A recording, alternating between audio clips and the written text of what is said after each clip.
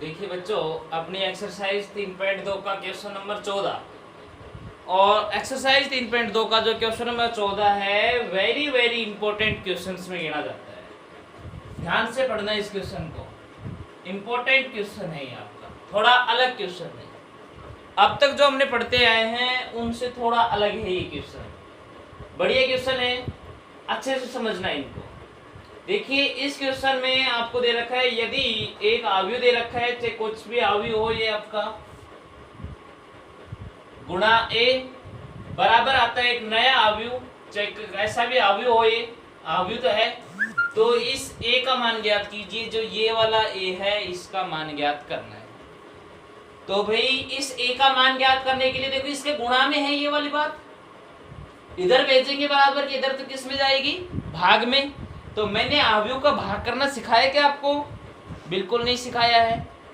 अवयव में 3 संक्रियाएं सिखाई है मैंने, योग की संक्रिया, गुणा की संक्रिया और व्याकलन की संक्रिया। भाग के या डिवाइड की कोई संक्रिया नहीं सिखाई और हकीकत में भाग की कोई संक्रिया होती भी नहीं है। तो इधर भेजेंगे भाग में जाएगा, भाग का कोई नियम है नहीं, तो इस प्रकार से तुम क्वेश्चन को नहीं कर सकते हैं। नहीं कर सकते हैं तो अब आपको एक नई चीज समझनी है, और वो नई चीज इस यहां पर देखते हैं।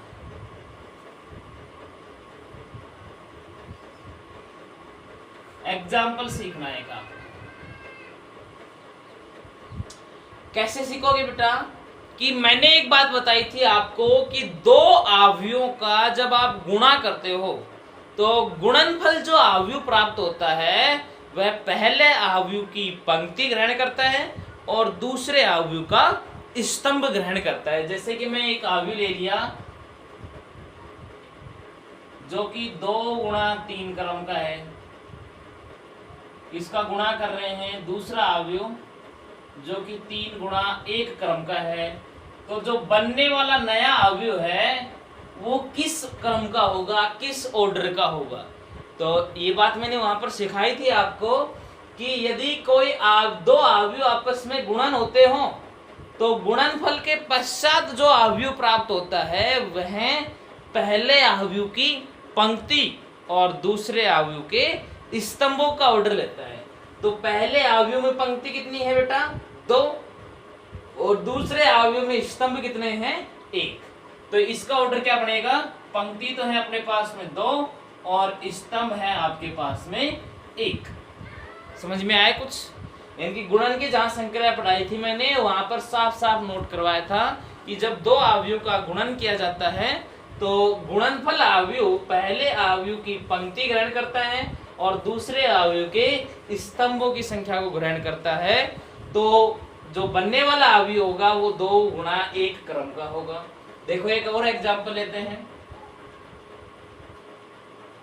कि एक अवयव मैंने लिया है 1 2 1 4, इसका गुणा कर रहे हैं हम 1 2 इस अवयव से। बेटा इसका जब हम ऑर्डर लिखना चाहें तो इसमें कितनी पंक्ति हैं? 1 2 पंक्ति हैं, गुणा स्तंभ 1 2 2 ही इसमें क्या है? स्तंभ। इसका ऑर्डर लिखना चाहें इसमें पंक्ति कितनी है? 1 2 गुणा स्तंभ कितने हैं? 1 ही स्तंभ है। अब इनका गुणनफल अवयव निकालते हैं कि इनका गुणनफल अवयव कैसा प्राप्त होगा। तो गुणा करना सिखाया था पहली पंक्ति को पहले स्तंभ से, तो 1 को 1 से करेंगे तो 1 और 2 को 2 से करेंगे तो 2 दूनी 4। पहली पंक्ति पहला स्तंभ हो गया, पहली पंक्ति दूसरा स्तंभ है नहीं तो आगे का नंबर कट गया। अब नीचे की तरफ देखते हैं, दूसरी पंक्ति पहला स्तंभ 1 को 1 से करेंगे तो 1 और 4 को 2 से करेंगे तो 8। यही मिला, जिसे हम सोल्व करके लिख सकते हैं कि 4 और 1 5 और 8 और 1 9। और इसका ऑर्डर कितना आएगा? ऑर्डर आ गया 1 पंक्ति 2 पंक्ति 2 तो इसमें पंक्ति है, गुणा स्तंभ कितना है? 1। देखो कहां से मिला ये आपको, मैंने भी बताया था 2 अवयवों को जब आप गुणा करते हो तो गुणनफल अवयव पहले की क्या लेता है? पंक्ति। तो पहले में पंक्ति कितनी है? 2, तो पहले की कितनी ले ली? पंक्ति। दूसरे के स्तंभ, दूसरे का स्तंभ कितना है? 1, तो ये दूसरे का क्या ले लिया? स्तंभ। तो यही बात ध्यान रखनी है कि जो गुणनफल अवयव होता है पहले अवयव की पंक्ति लेता है और दूसरे अवयव के स्तंभों की संख्या को ग्रहण करता है। तो ऐसा कैसा अपने पास ये है यहाँ पर आपको क्या करना है, इसमें ये जो a है, इस a के स्थान पर आपको एक ऐसी संख्या माननी पड़ेगी। और क्या मानना पड़ेगा कि भाई देखो इसका ऑर्डर क्या है, सॉल्यूशन करते हैं इसका। 1 2 -3 0 -1 4, इसको गुणा कर रखा है a से, और गुणनफल अवयव है 1 -4 3 -2 -10 6 13 20 -9। इसको भी मैं अवयव रूप में लिख देता हूं, जो a है उसे। इसका ऑर्डर क्या है, इसमें पंक्ति है 1 2 3, 3 पंक्ति गुणा स्तंभ 1 2 स्तंभ है। इसमें 1 2 3 पंक्ति हैं और 1 2 3 ही इसमें क्या पाए गए हैं, स्तंभ। तो इन दोनों अवयवों को जब आप गुणा करोगे तो ये एक नया अवयव बनेगा, जो कितने का बन रहा है, 3 × 3 का। और ये गुणनफल अवयव है। अभी बताया था कि गुणनफल अवयव पहले अवयव के क्या लेता है, पंक्ति। तो पहले अवयव में पंक्ति 3 है, तो इसने पंक्ति कितनी ले ली है, 3। और दूसरे अवयव से क्या लेता है, स्तंभ। तो दूसरे अवयव में स्तंभ है 3, तो जो ये अवयव बनेगा उसमें स्तंभों की संख्या तो कितनी रहेगी, 3। जो ए अवयव है उसमें स्तंभों की संख्या कितनी रहेगी, 3। अब हमें क्या करना है, इसमें पंक्ति और माननी पड़ेगी। और पंक्ति मानने का तरीका ये है कि आप मिनिमम मान मानिए।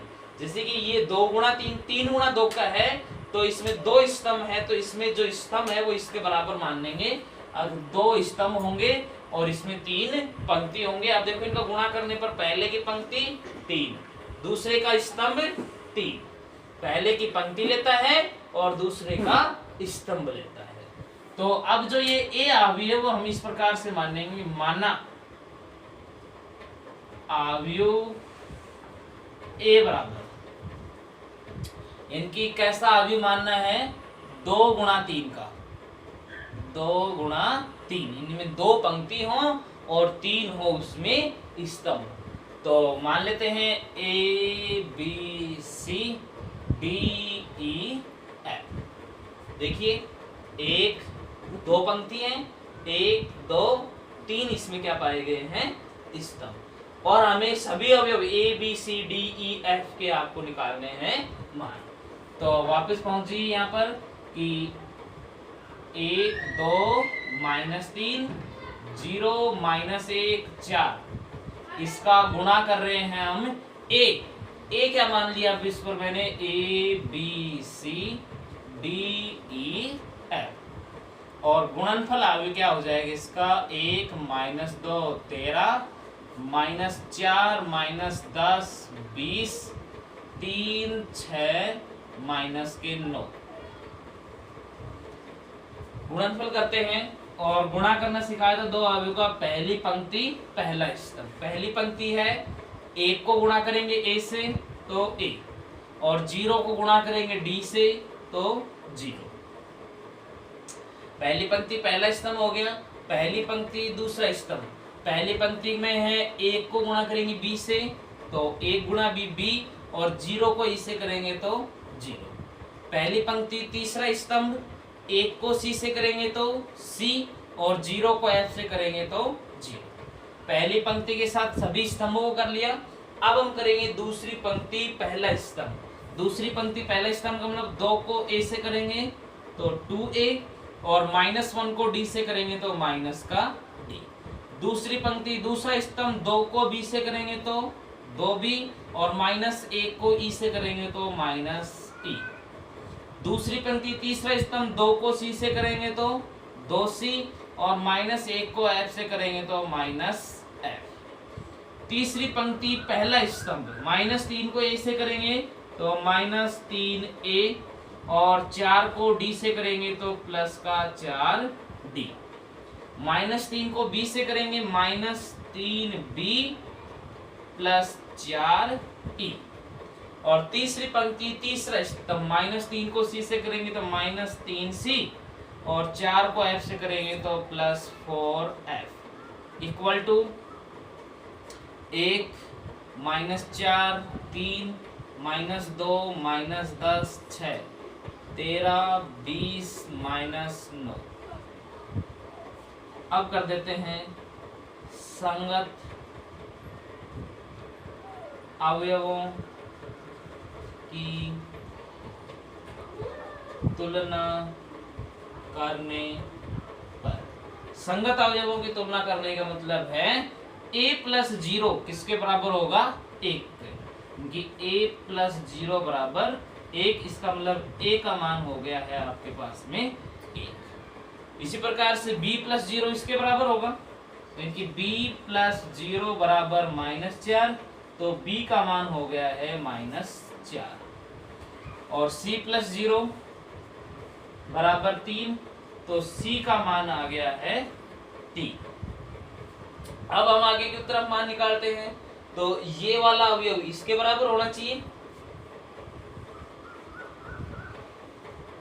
यानी कि 2a माइनस d, ये किसके बराबर होना चाहिए? देखो इसका अवयव संगत अवयव है -2। a का मान रखने पर, a का मान निकाल रखा है, a का मान कितना है?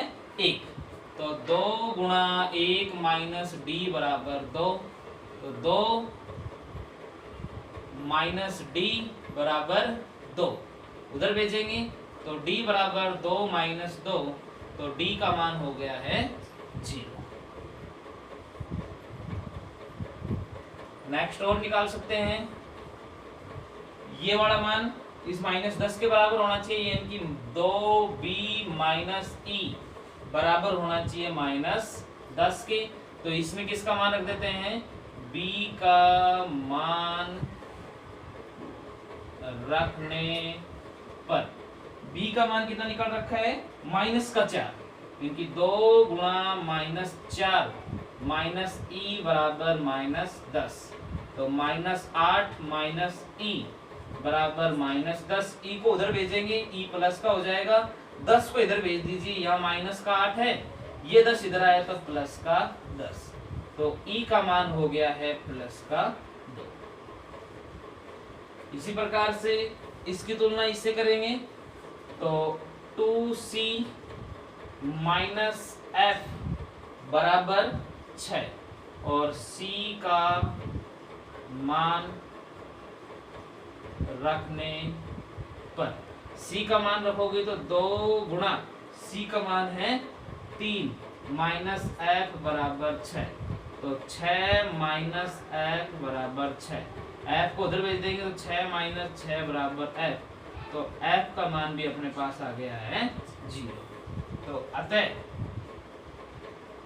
a अवयव बराबर ABCDEF सभी के मान आ गए। तो a का मान कितना आया है? 1, b का मान -4, c का मान 3, फिर d का मान है, देखो ये रहा 0, e का मान है 2, और f का मान है 0। आंसर